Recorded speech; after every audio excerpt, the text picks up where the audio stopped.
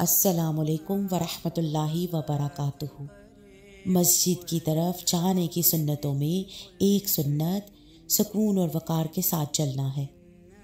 ارشاد نبوی صلی اللہ علیہ وآلہ وسلم ہے، جب تم اذان کی آواز سن لو تو تم نماز کی طرف پرسکون اور باوقار حالت میں جایا کرو۔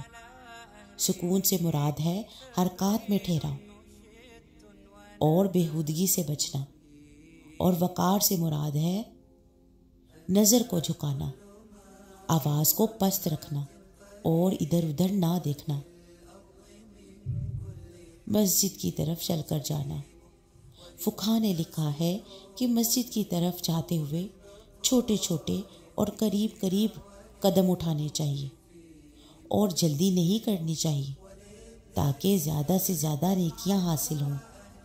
اس کی دلیل درج ذیل حدیث میں ہے۔ رسول اللہ صلی اللہ علیہ وآلہ وسلم نے فرمایا، کیا میں تمہیں وہ چیز نہ بتاؤں جس کے ساتھ اللہ تعالیٰ گناہوں کو مٹاتا اور درجات کو بلند کرتا ہے؟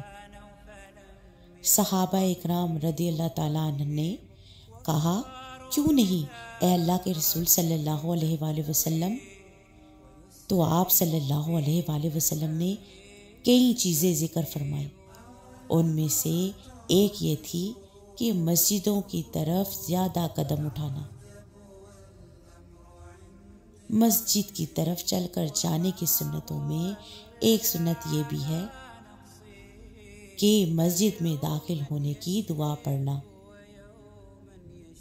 درود شریف کے بعد یہ دعا پڑھیں، اللہم افتح لی ابواب رحمتک، اے اللہ میرے لیے اپنی رحمت کے دروازے کھول دے۔